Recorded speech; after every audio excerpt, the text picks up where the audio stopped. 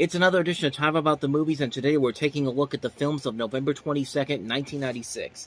Not quite Thanksgiving weekend, but we're pretty close. But we still got 4 movies to look at, some notable movies again. And we're going to start off with the biggest movie of the week, of course, which is Star Trek First Contact. Of course, Star Trek First Contact is actually the second movie starring the Next Generation team, but this is the first film where they are solely the stars of it, because, of course, Generations was a combination of both the original crew and the Next Generation team. Although, if we're being honest here, it was mostly just 3 people from the original series, and then basically Picard and the Next Generation, because he was the only one that was really teaming up with the people from the original series. But I digress. I mean, it wasn't a bad movie, but it definitely wasn't what they advertised, and unlike that movie, First Contact is actually considered one of the best Star Trek movies, and it's easily considered the best of the Next Generation movies, because, really, did you see what follows after that? But, I'm not really going to disagree with him on that. This movie is really incredible. I mean, much like what Wrath of Khan was to the original crew, First Contact fixes a lot of the big flaws that were in Generations and goes for a more epic and grandiose action film. I mean, the main plot basically is kind of similar to what they did with The Voyage Home, mostly with the time travel aspect, which, again, they make it seem like they've never been able to do this before, but they've done it so many times in the past. It's like, does the people in the Federation have amnesia or Alzheimer's or something like that? It doesn't really make a whole lot of sense, but other than that, though, there really aren't that many flaws with the movie. I think everything about it really does work as well as it should have. The cast works their magic once again. They bring in new characters played by James Cromwell and Alfre Woodard. They're great in this movie. Alice Krige playing the Borg Queen is a great Star Trek villain. The design looks incredible. She's given this really threatening and menacing performance, and the visuals still hold up after all these years. Like, a lot of the stuff in this movie still holds up after all these years. The action sequences are shot phenomenally. There's a great action sequence towards the end of the movie that takes place all over the Enterprise. That's one of the best shot action sequences. That's one of the best action sequences they've done in these movies. I mean, it's that good, and the script overall is very well done. It does a good job of continuing the story from the best of both worlds, which is arguably the best Next Generation episode, and they're also able to put in some good parables to Moby Dick in there as well, which kind of leads into the best thing about the movie, and I think that's Patrick Stewart in this. I mean, this is probably his greatest performance as Picard in this movie. I mean, he's acting his ass off, and he nails every single line that's given to him. A line that's so good that South Park can use that line in their Fingerbang episode and nobody would even notice. No! No! And yet it kind of works. But, like I said, it's Patrick Stewart giving maybe his best performance as Picard ever. And this is a guy that still plays him to this very day on the Picard series, which is still pretty good. But nothing, I think, will ever top this performance here. It's a great performance. It's the heart of the movie.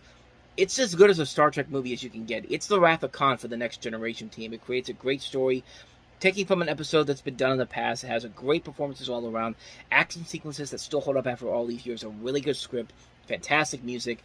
This is one of the definitive Star Trek movies to watch. It's a must-watch in this series of films. I can't recommend it enough. So, with that said, let's go ahead and take a look at our next movie, and that is Arnold Schwarzenegger in the holiday comedy Jingle All the Way. You would think that this movie would be on the same level as something like Santa with Muscles that we looked at a couple weeks ago, but I know what you're thinking. Arnold Schwarzenegger, one of the biggest action stars of all time, in this silly family Christmas movie. I mean, granted, it's not like he hasn't done comedy before. I mean, Twins, Kindergarten Cop Jr., so why does this surprise a lot of people that he did a movie like this for children? Well, it's basically because Arnold Schwarzenegger taking on a role like this would be more suitable for somebody like a Jim Carrey or an Adam Sandler or whoever the popular comedy star is at the time. But Arnold Schwarzenegger, it just seems like an odd choice for him to take on a role like this. But, then again, it could have been a whole lot worse. He could have done something that he did to Sylvester Stallone with Stop or My Mom Will Shoot, or he could have done the Tooth Fairy, which he was gonna do before Dwayne Johnson eventually did it. It was actually written for him in the 90s, and he decided not to do that. But he decided to do this movie, and Jingle All the Way, I think, just by that trailer alone, I think they're more than aware of how silly and stupid this is, and it just goes all out with how insane they can get with it.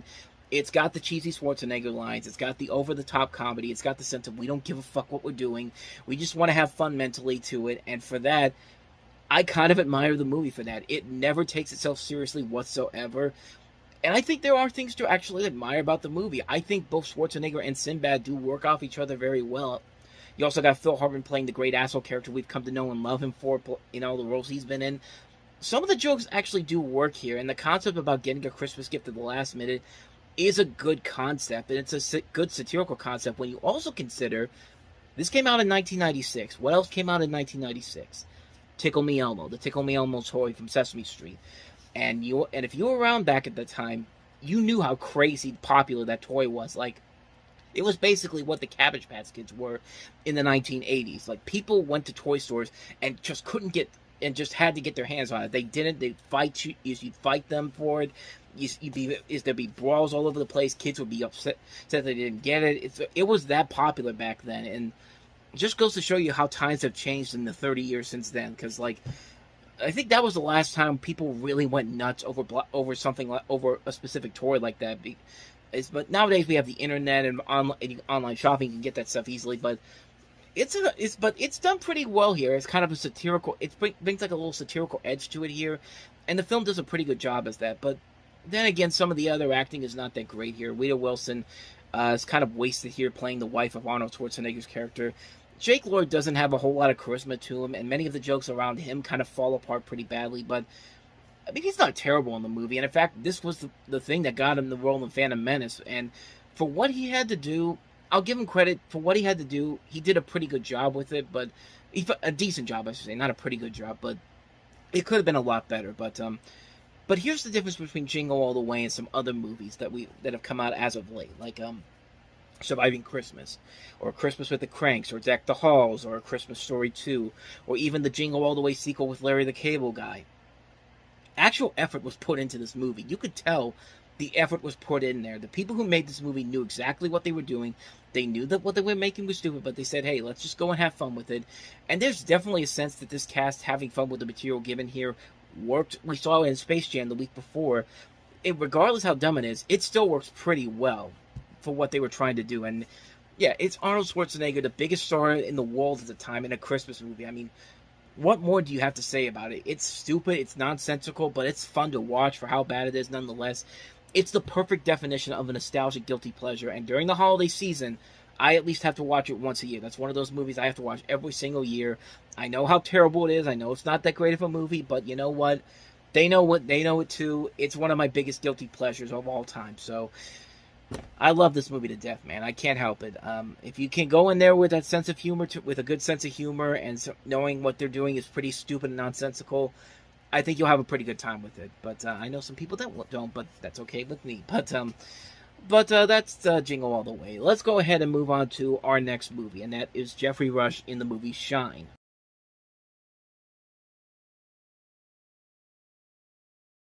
So this is directed by Scott Hicks, who, looking at his filmography, this is probably his high point, because after this he did Snow Falling on Cedars, which wasn't that great, Hearts in Atlantis, which wasn't that great, No Reservations, which wasn't that great, The Lucky One, which was terrible. This is probably his highlight as a filmmaker. This is a guy who has made a couple movies before this, Down the Wind, Freedom, Call Me Mr. Brown, Sebastian the Sparrow. But again, this is probably the one film that he'll be remembered most of all, unless he does something really incredible pretty soon. But the movie itself is a decent film. It's not a great film overall, but I think it works solely because of the performances. Jeffrey Rush playing the guy named David Helfgott. I'm reading the name off of here so I get it right. David Helfgott, who I think really does a good performance in here. It got him the Best Actor in 1996, which I think it was well deserved in this movie. But that's the really only good thing I remember from this movie coming out of it. I was just kind of like, it's kind of an Oscar baitish film, but I think the performances are overall very good here. Not only is Rush very good, but you have Lynn Redgrave, Aaron Morrow Stahl, Noah Taylor, John Gielgud. Just a really good cast in here, and a really solid group here to put this together. It's a decent film. It's not one I'd watch over and over again, but it's one that I was just kind of like, I'm glad I saw it. For a one-time watch, I think for Jeffrey Rush's performance alone, I think it is worth it. But other than that, though, there really isn't a whole lot else there I could recommend about this movie. It's fine for what it is, but it definitely isn't one of those must-see movies that came out of that year. I don't think it really was one of the best pictures that came out in 1996, at least in my opinion. But That's Shine. Let's go ahead and take a look at our last movie here, and that is Emilio Estevez starring in and directing The War at Home.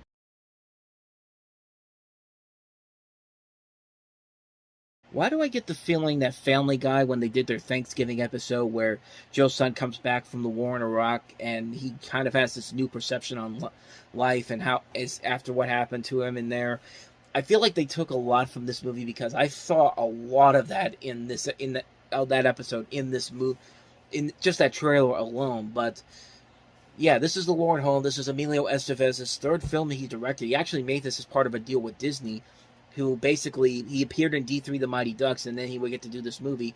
And then Disney actually underpromoted this film. This film barely got any attention. It was a box office bomb. It only made like $43,000 off of a $3 million budget, which is not a good sign whatsoever. But when you look at this trailer, you pretty much kind of can see why. It's nothing really all that amazing. It's not even that good of a drama, honestly. It's just people arguing with each other, and there's nothing really all that amazing about it. Everyone's kind of Oscar baiting here, despite the fact they have good actors in here. Kathy Bates, Martin Sheen, Kimberly Williams, Carla Gugino, Lane Smith, and Emilio Estevez. And I think Emilio Estevez can be a good director. I think his best film as a director was actually his next movie he did, which was Bobby, the story of Bobby Kennedy that came out 10 years later.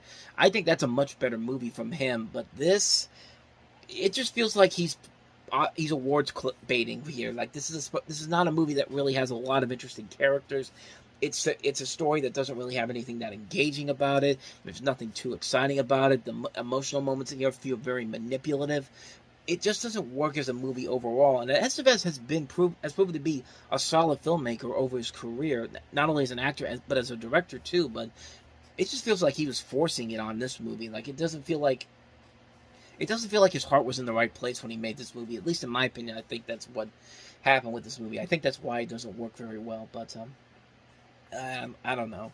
I saw it once a couple years, many years ago. Like I'm the robot from Aqua Teen Hunger Force. Many years ago. No, I saw it a couple years ago, and I was just like, this really did not work out very well. And like I said, I like Emilio Estevez as a filmmaker and an actor, but this, I think, was one of his more weaker films that he's done.